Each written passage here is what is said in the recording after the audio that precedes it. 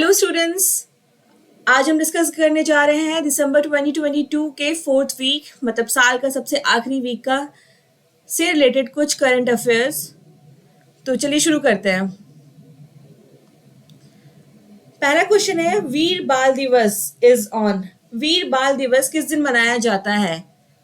इस दिन गुरु गोविंद सिंह जी के 4 पुत्र थे, उनमें से 2 पुत्र की हत्या कर दी गई थी। तो ये किस दिन मनाया जाता है? 2 अक्टूबर, 26 दिसंबर, 23 जनवरी या फिर 15 अगस्त। तो इसका जो सही जवाब है ये है 26 दिसंबर को। ठीक है। सेकेंड क्वेश्चन है world largest open theatre is dash festival of Orissa. दुनिया का सबसे बड़ा ओपन थिएटर एक फेस्टिवल की तरह मनाया जाता है उड़ीसा में, तो वो कौन सा है? रामलीला, कुंभ मेला, धनु यात्रा या रथ यात्रा। तो इसका जो सही आंसर है वो है धनु यात्रा। धनु यात्रा एक फेस्टिवल की तरह मनाया जाता है उड़ीसा में, जिसमें कि दुनिया का सबसे बड़ा ओपन एयर थिएटर का आयोजन होता है और जिसमें परफॉर्मेंस किए जाते हैं, और ये Guinness book of world record में भी ये नाम दर्ज है। ठीक है। थर्ड क्वेश्चन है dash and central government has signed a piece agreement with Zeliangrong United front. तो किस स्टेट ने सेंट्रल गवर्नमेंट के साथ मिलकर एक पीस एग्रीमेंट साइन किया है ज़ेलियांगरोंग यूनाइटेड फ्रंट के साथ? तो आपके ऑप्शंस है जम्मू एंड कश्मीर, सिक्किम, मणिपुर, मिजोरम या फिर all of these.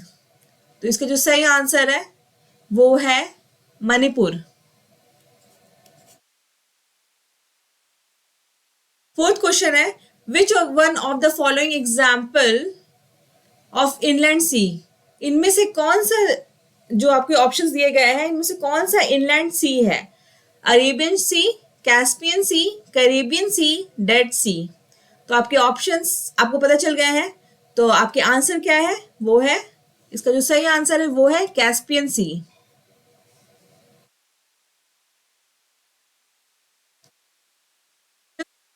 India's first dedicated multi wavelength space observatory is known as. India का पहला मल्टी वेवलेंथ स्पेस ऑब्जर्वेटरी को क्या नाम दिया गया है?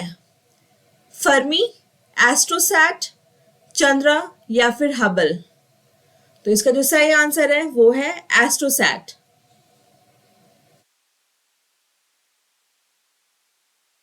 सिक्स्थ क्वेश्चन है an alloy made from dash has been found to be the toughest material ever recorded and it gets tougher as the temperature drops।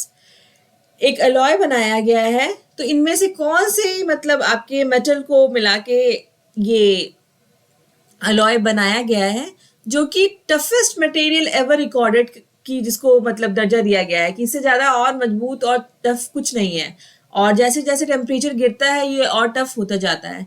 तो आपके ऑप्शंस है कॉपर एंड निकल, क्रोमियम, कोबाल्ट एंड निकल, iron and carbon या फिर iron and platinum. मैंने ऊपर एक गलती की है, जहाँ पे मैंने मेटल का बात किया है यहाँ पे नॉन मेटल भी है, क्योंकि कार्बन को भी मैंने यहाँ पे रखा है ऑप्शन में। तो आप बताइए इसका आंसर क्या है ऑप्शंस में से? तो इसका जो सही आंसर है वो है क्रोमियम, कोबाल्ट एंड निकल। ये ठीक है।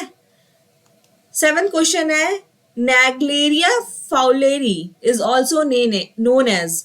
नेग्लेरिया फाउलेरी को और किस नाम से जाना जाता है? Brain eating amoeba, endangered flower है क्या ये, या फिर ये एक रूस्टर की स्पीशीज है मतलब मुर्गा चिकन की स्पीशीज है, या फिर ये एक स्किन डिजीज है? तो इसका जो सही आंसर है ये एक ब्रेन ईटिंग अमीबा है। ठीक है। 8th क्वेश्चन है water and power consultancy services, जिसको वापकोस के नाम से जाना जाता है, जो कि मिनिस्ट्री ऑफ जल शक्ति अंडर आती है, has been ranked as a top consulting firm in water and other infrastructure sectors by Asian Development Bank। ठीक है। ADB जो एशियन डेवलपमेंट बैंक है, इसको सबसे टॉप कंसल्टिंग फर्म का वो प्राइस दिया है in water and other infrastructure sectors में, ठीक है। तो वो आपको किस तरह का पीएसयू है? क्या ये एक नवरत्ना है, या फिर ये मिनी रत्ना है, या फिर ये एक महारत्ना है? तो इसका जो सही आंसर है वो है ये एक मिनी रत्ना है। और किसके अंडर आता है? ये आता है मिनिस्ट्री ऑफ जल शक्ति के अंदर। Ramappa temple was constructed in 1213 AD during the reign of dash empire. Ramappa temple बहुत ही फेमस टेम्पल है जिसको 39 यूनेस्को वर्ल्ड हेरिटेज साइट की भी उपाधि दी गई है। तो ये किसके अंपायर के टाइम पे बनाया गया था? पाला, चोला, काकटिया या फिर विजयनगर?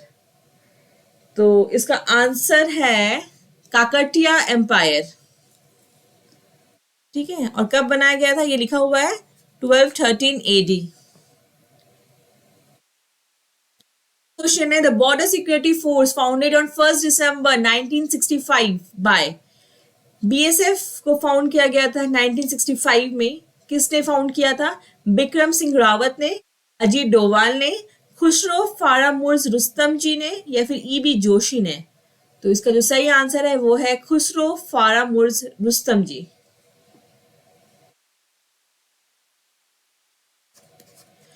11th क्वेश्चन की तरफ बढ़ते हैं। India first dash project to conserve the state animal of Tamil Nadu is started. India का पहला प्रोजेक्ट शुरू हुआ है जो कंजर्व करेगा एक स्पीशीज को जो कि स्टेट एनिमल भी है तमिलनाडु का। वो कौन सा है? एशियाटिक लायन, नीलगिरी तार, ग्रेट इंडियन बस्टर्ड, या फिर हिप्पोपोटामस? तो इसका जो सही आंसर है वो है नीलगिरी तार। और ये नीलगिरी बायोस्फीयर रिजर्व्स और उस तरह के रीजन में बहुत ही ज्यादा पाया जाता है और ये स्टेट एनिमल भी है तमिलनाडु का। 12th क्वेश्चन की तरफ देखते हैं। Mango shower is a term to describe. Mango shower आप बहुत ऑफन अगर आप पढ़ रहे हैं तो आपको पता चलता है कि मैंगो शावर वर्ड यूज किया जाता है। तो क्या होता है? ये एक हॉट ब्रीज है, या फिर मैंगो फ्लावरिंग सीजन को कहते हैं, या फिर occurrence of pre monsoon rainfall, या फिर लोकल विंड्स, ठीक है। तो इसका ऑप्शन है कि जब आप मैंगो शावर की बात करते हैं तो इसका मतलब है कि प्री मॉनसून रेनफॉल होने वाला है, यही बताता है ये। तो इसका ऑप्शन है आपका सी। आपने कई बार देखी होगी ना कि पेड़ में छोटे छोटे कैरियां लगी हुई रहती है, छोटे छोटे आम लगे रहते हैं, उस टाइम पे बहुत बारिश होती है, जबकि उस समय बारिश का मौसम नहीं रहता है। लेकिन इससे क्या होता है ना कि बहुत सारे आम, कहते हैं ना कि बारिश के बाद ही आम खाना चाहिए, ऐसा कुछ। तो ये आम को राइप होने में मदद करता है और आम की फसल भी अच्छी होती है। लेकिन उस समय बहुत सारे इतना ज़्यादा ही हवा, इतना ज़्यादा बारिश हो जाती है कि बहुत सारे गिर भी जाते हैं पेड़ में से, जो छोटे छोटे से या फिर थोड़े बीच में मतलब कैरियर टाइप की होती है जिससे अचार लगाया जाता है। तो लेकिन ये राइप होने में मदद करती है, इसके बाद ही आम खाना शुरू करते हैं लोग, नहीं तो फिर उसके बाद बोलते हैं कि कुछ उसका पानी से कुछ पिंपल्स हो सकते हैं, फिर कुछ दाने हो सकते हैं। तो ये आम के पकने में हेल्प होता है, ठीक है। 13th क्वेश्चन है gradual settling of sudden sinking of the earth surface due to removal of displacement of sub surface earth material is known as. अब क्वेश्चन पढ़ के आपको पता चल गया होगा किस चीज की बात हो रही है। आपको पता है जोशीमठ, जोशीमठ उत्तराखंड में है, जहाँ पे इस तरह की आपको बहुत सारे घर, रोड में इस तरह का हालत दिखाई दे रहा है जो इस फिगर में मैंने यहाँ पे दिखाया है, ठीक है। तो बोला जा रहा है कि इसका जो रीजन दिया जा रहा है साइंटिस्ट के द्वारा या फिर जियोलॉजिस्ट के द्वारा वो क्या है कि ग्रेजुअल जब सेटल हो जाता है या फिर सडन अर्थ का सरफेस सिंक करने लग जाता है, ठीक है, तो उसको क्या कहते हैं? तो उसको कहते हैं लैंड सब्सिडेंस, ठीक है। और रीजन भी यही दिया जा रहा है कि इतने सारे घर में जो दरारें आ गई हैं, दीवारों में जो दरारें आ गई हैं, वो लैंड सब्सिडेंस की वजह से हो रहा है। अचानक से पृथ्वी थोड़ी सी सिंक करने लगी है। वहां पे एक हाइड्रो पावर, एनटीपीसी का हाइड्रो पावर प्रोजेक्ट भी चल रहा है, उसकी वजह से भी लोग कह रहे हैं कि शायद उसकी वजह से ऑब्वियसली अब जितनी डेंसिटी हमारी पृथ्वी में बढ़ती जा रही है उस हिसाब से प्रॉब्लम्स तो आनी ही है, क्योंकि लोग बहुत ज़्यादा इसको ओवर यूज़ कर रहे हैं रिसोर्सेज का।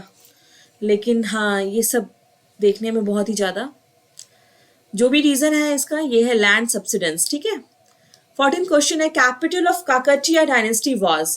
कैपिटल ऑफ काकटिया डायनेस्टी कहाँ है? अभी हमने पढ़ा था ना रामप्पा टेम्पल के बारे में जो कि काकटिया डायनेस्टी ने बनाया था, तो उस समय जब 1213 एडी के बारे में बात कर रहे थे, तो काकटिया डायनेस्टी का कैपिटल कौन था? पाटलिपुत्रा, वारंगल, तंजावुर या फिर अम्बेर? तो इसका जो आंसर है वो है वारंगल, ठीक है।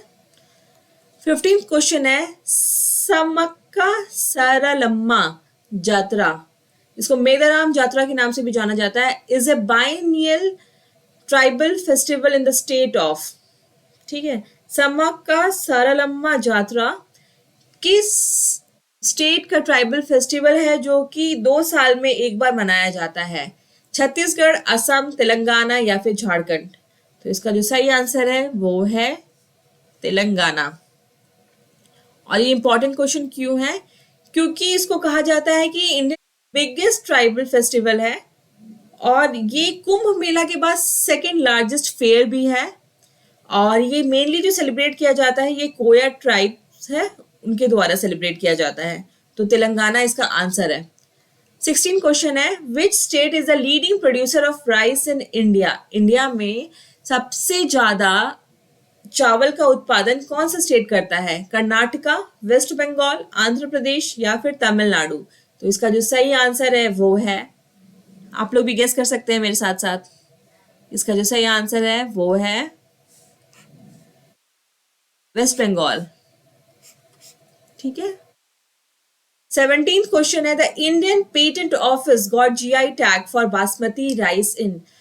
बासमती राइस आपको पता है पंजाब, हरियाणा, वेस्टर्न उत्तर प्रदेश, ये सब जगह पे बहुत ज्यादा इसकी खेती की जाती है, ठीक। तो इंडियन पेटेंट ऑफिस को इसका जीआई टैग कब मिला? तो आपके ऑप्शन है 2017, 2009, 2005 या फिर 2018 को। तो ये 2017 को इसका मिला था। और ये क्वेश्चन इसलिए बहुत इंपॉर्टेंट है क्योंकि जब हम स्टेट के जीआई टैग के बारे में बात करते हैं तब तो ठीक है, हमें पता है कि हम क्या चीज के बारे में बात कर रहे हैं, लेकिन यहाँ पे इंडियन पेटेंट ऑफिस का नाम लिया गया है। क्यों?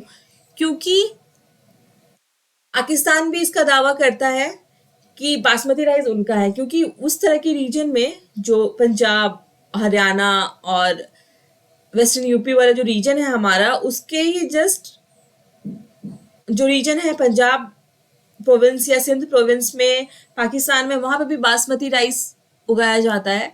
तो उनका भी मानना है कि बासमती राइस उनका भी है, ठीक है, उनको जीआई टैग मिलना चाहिए। तो आप प्लीज, ये आपका काम है कि आप ये सर्च करें कि क्या पाकिस्तान को ये जीआई टैग मिल चुका है, या फिर जो भी चीज है आप उसको सर्च कर सकते हैं, ठीक है। 18th क्वेश्चन है basmati rice unique fragrance is due to. आपको पता है कि यूनिक फ्रेगनेंस होता है बासमती राइस में, आप उसकी बिरयानी खाते हैं, पुलाव खाते हैं, जो भी खाते हैं, तो एक अलग तरह का अरोमा होता है, वो एक जीन की वजह से होता है। वो जीन कौन सा है? मैपकाइनेज, BADH2 जीन, गैपडीएच या फिर FADH? तो इसका जो सही आंसर है वो है BADH2 या फिर BADH2 जीन, ठीक है।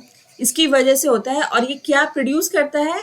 ये प्रोड्यूस करता है आपको 2-एसिटाइल-1 पायरोलीन प्रोड्यूस करता है ये जो जीन है, और इसकी वजह से जो अरोमा, जो फ्रेगनेंस आपको ये बासमती राइस में मिलती है वो इसी की वजह से मिलती है।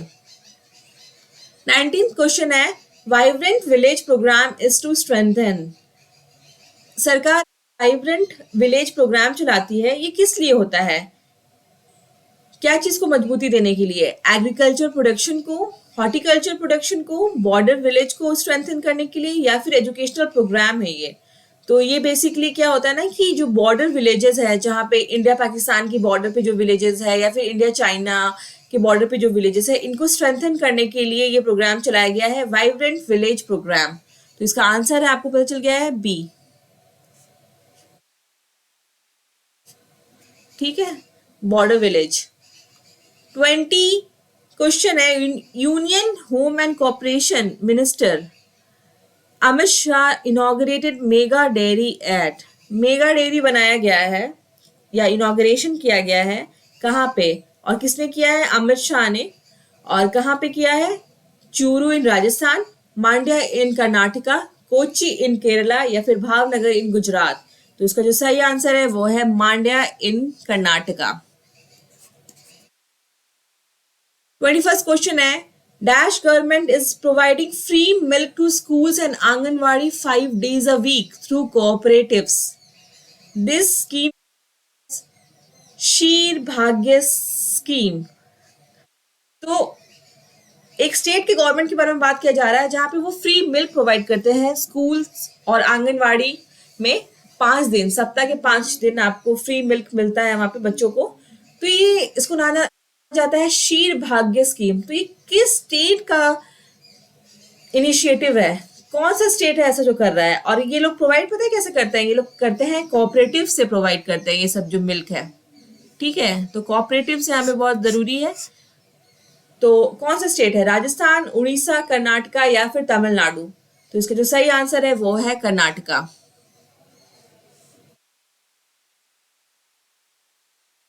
22nd क्वेश्चन है, द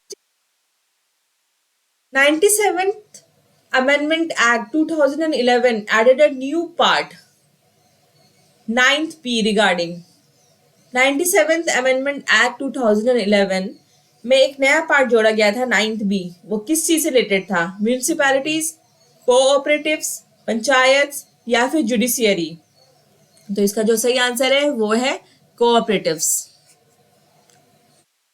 23rd क्वेश्चन है, Losar festival is also known as. Losar festival मनाया जाता है, उसको और क्या कहा जाता है?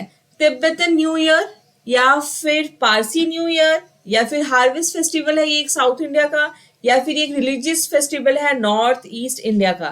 तो लोसर फेस्टिवल जो है वो तिब्बतन न्यू ईयर है। ठीक है, तो इसको मनाया गया है और ये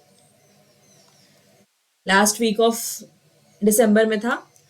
Recently, President of India Draupadi Murmu inaugurated the Prasad project at the Tourist Facilitation Center in the pilgrim town of Dash in Andhra Pradesh. Draupadi Murmu जो हमारी प्रेसिडेंट है, उन्होंने प्रसाद स्कीम को इनॉग्रेशन किया है और ये आंध्र प्रदेश के किसी टाउन में। तो कौन सा टाउन है वो? रामेश्वरम, श्रीसैलम, तिरुपति, गुंटूर। तो इसका जो सही आंसर है वो है श्रीसैलम। और मल्लिका अर्जुना का टेम्पल है श्रीसैलम में, जो कि शिव जी और पार्वती जी का टेम्पल है। और 12 ज्योतिर्लिंग जो इंडिया में जो शिव जी का प्लेस है उसमें से एक श्रीसैलम में भी है, और वहाँ पे ही प्रसाद प्रोजेक्ट का इनॉग्रेशन किया गया है। 25th क्वेश्चन है, अब आपने हमेशा अपने 10th क्लास में या 12th क्लास में ये पढ़ा होगा, लेकिन आप टाइम आ गया है कि आप इसको रिवाइज कर लीजिए, क्योंकि ये उस टाइम पे भी कंफ्यूजन था, आज के टाइम पे भी कंफ्यूजन है। पहला क्वेश्चन है कि आपको मैच करना है इसमें। तो स्टंटिंग का मतलब क्या होता है? स्टंटिंग का मतलब होता है लो हाइट फॉर एज। ठीक, मैं अभी लिखती जा रही हूँ क्योंकि ये क्वेश्चन अब ऐसे ही सॉल्व होगा। ए, वेस्टिंग का मतलब है लो हाइट या फिर लो वेट। तो इसका वेस्टिंग का मतलब है लो वेट और हाइट। ठीक है, यह आंसर हो गया बी। मारामस का मतलब क्या होता है? Deficiency of all macro nutrients.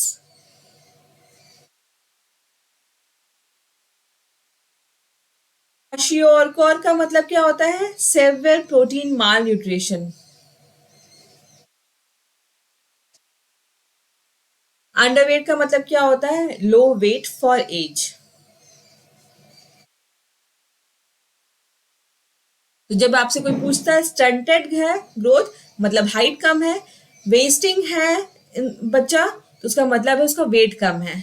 ठीक है, लेकिन जब आपसे कोई पूछता है मैरमस, तो मतलब उसको सारे मैक्रोन्यूट्रिएंट्स की कमी है। लेकिन जब वो बोलता है क्वाशियोरकोर, तो आप बोलेंगे प्रोटीन की सेवियर उसको मालन्यूट्रिशन है या डेफिशिएंसी है। ठीक, सिक्स क्वेश्चन है, as defined by mission for protection of child rights, जो कि एक स्टैट्यूटरी बॉडी है, a child includes a person up to a age of dash year. India में national commission for protection of child rights है, वो child कब तक मानता है किसी पर्सन को? जब वो पैदा होता है तो कितने साल तक वो रहेगा, चाइल्ड माना जाएगा? 16 साल तक, 18 साल तक, 21 साल तक, या फिर 14 साल तक? तो इसका जो सही आंसर है वो है 18 years। इसलिए तो जब पॉस्को एक्ट लगाया जाता है तो आप 18 साल से कम मान के चलते हैं, ठीक है। 27 क्वेश्चन है, India has एफटीएज with.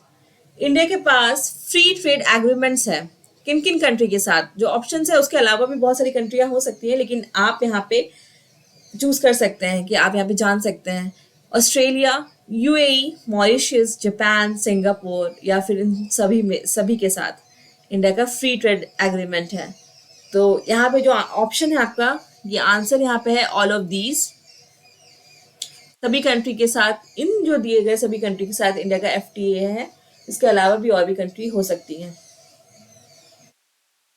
28th question है, India's largest power producer NTPC sign an memorandum of understanding with dash based Maire Tecnimont to jointly develop a commercial scale green methanol production facility at the NTPC project in India. India के NTPC ने sign किया है एक Maui किसके साथ? कि अभी green methanol बनाएंगे, ठीक है, और वो भी लार्ज स्केल प्रोडक्शन, मतलब कमर्शियल स्केल प्रोडक्शन करेंगे इंडिया के एनटीपीसी प्रोजेक्ट में। तो कौन सा कंट्री का है ये मेरे टेक्निमोंट? जापान का, जर्मनी का, यूएसए का, या फिर इटली का? तो इसका जो सही आंसर है वो है इटली। 29 क्वेश्चन है, which place is known as the polar bear capital of the world? किस प्लेस को वो polar bear capital of the world माना जाता है? Antarctica, Churchill in Hudson Bay, Arctic Ocean, या फिर ग्रीनलैंड? तो इसका जो सही आंसर है वो है Churchill in Hudson Bay. 30th question है, who is appointed as PM of Nepal? Nepal के नए पीएम का नाम क्या है? पुष्प कमल दहल, प्रवंत जुगनाथ, रामी हमदल्ला, या फिर ऋषि सुनक? तो इसका जो सही आंसर है वो है पुष्प Kamal Dahal. SEBI has given nod to the National Stock Exchange to set up a dash as a separate segment of NSE। SEBI ने नॉट दे दिया है, बोल दिया है कि NSE को कि हाँ तुम बना सकते हो एक सेपरेट सेगमेंट ऑफ NSE। क्या नाम होगा उसका? Multiple stock exchange, social stock exchange, Asian stock exchange, या फिर फॉरेन स्टॉक एक्सचेंज? तो इसका जो सही आंसर है वो है सोशल स्टॉक एक्सचेंज। 32 क्वेश्चन है, टाइडल डिस्ट्रप्शन इवेंट का मतलब क्या होता है? Rise of tides, using of tidal energy for future electricity generation, या फिर disruption of in tides of ocean, या फिर the disruption of a star by a black hole? तो इसका जो आंसर है वो है the destruction of a star by a black hole को टाइडल डिस्ट्रप्शन इवेंट कहा जाता है। नासा का एक प्रोजेक्ट है, is a theoretical engineering design study aimed at designing a credible, mainly nuclear fusion based unmanned interstellar space probe। ठीक है, तो ये नासा का कौन सा प्रोजेक्ट है? पावर सेल, इकारस, स्टारलिंग, या फिर होप? तो इसका जो सही आंसर है वो है इकारस। 34th क्वेश्चन है, dash bans oil export to the countries implementing $60 per barrel price cap. कौन सी कंट्री ने बोला है कि हम एक्सपोर्ट नहीं करेंगे, ठीक है, और कंट्री को, जब से ये $60 बैरल प्राइस कैप लगाया गया उसके बाद से? रशिया, सऊदी अरेबिया, वेनेजुएला, या फिर इराक? तो इसका जो सही आंसर है वो है रशिया। 35th क्वेश्चन है, the national mobile monitoring system app was launched by the minister of rural development on May 21, 2021। Aim of this app is to, ठीक है, national mobile monitoring system app launch किया गया है और वो 2021 में launch किया गया था, लेकिन उससे रिलेटेड कुछ न्यूज़ था अभी, इसलिए क्वेश्चन इंक्लूड किया गया है। तो क्या काम है इस national mobile monitoring system app का? कि ये फार्मर्स को वेदर फोरकास्ट के बारे में हेल्प करता है, या फिर to provide more transparency and insuring proper monitoring of the schemes, या फिर टू इंक्रीज मोबाइल कनेक्टिविटी, या फिर to protect the system from hackers. तो ये बनाया गया है, जिस तरह के स्कीम्स होते हैं ना, मनरेगा और ये सब तरीके के, तो प्रॉपर ट्रांसपेरेंसी और प्रॉपर मॉनिटरिंग के लिए बनाया गया है। जो भी स्टेट गवर्नमेंट्स के या फिर सेंट्रल गवर्नमेंट के जो स्कीम्स होते हैं उसमें हेल्प करेगा, ये ट्रांसपेरेंसी लाएगा। 36 क्वेश्चन है, nodal agency for online gaming related matters is. आपको पता है, आप कई बार ऐड देखते हैं कोई भी वेब, मतलब OTT पे या फिर यूट्यूब पे, तो बहुत सारे आपको ऑनलाइन गेमिंग रिलेटेड आपको ऐड आते रहते हैं। तो नोडल एजेंसी क्या, कौन सा है इंडिया में, कौन नोडल एजेंसी है कि हाँ हम ये सब देखेंगे कि ऑनलाइन गेमिंग रिलेटेड मैटर्स को देखेंगे? Ministry of information and broadcasting, ministry of electronics and information technology, ministry of youth affairs and sports, या फिर मिनिस्ट्री ऑफ पावर? तो इसका जो आंसर है वो है ministry of electronics and information technology, जिसको मैती के नाम से भी जाना जाता है। 37th क्वेश्चन है, हु रोट जफरनामा? जफरनामा किसने लिखा है? कबीर ने, अकबर ने, गुरु गोविंद सिंह ने, या फिर गुरु नानक जी ने? तो इसका जो सही आंसर है गुरु गोविंद सिंह जी ने। ठीक, तो इसी तरीके से दिसंबर 2022 के सारे करंट अफेयर्स रिलेटेड हो गए हैं। अगर आप एक बार जाके मेरे चारों वीडियोस को देख लेंगे ना, उससे ज़्यादा आपको करंट अफेयर्स दिसंबर महीना में और कुछ पढ़ने की ज़रूरत नहीं है। ठीक है, तो अब जो भी वीडियोस आएंगे अब 2023 से रिलेटेड करंट अफेयर्स से आएंगे, क्योंकि मुझे थोड़ा पढ़ के उस क्वेश्चंस फ्रेम करने में थोड़ा सा टाइम लग जाता है, लेकिन अब मैं कोशिश करूँगी कि मैं उसको बिल्कुल अप टू डेट रहूँ कि हाँ जिस दिन ख़त्म हो रहा है वीक उसके 1-2 दिन में आ जाए। ठीक है, तो चैनल पे बने रहिए, लाइक कीजिए, सब्सक्राइब कीजिए और बेल बटन को प्रेस करना ना भूलें। ठीक है, थैंक यू।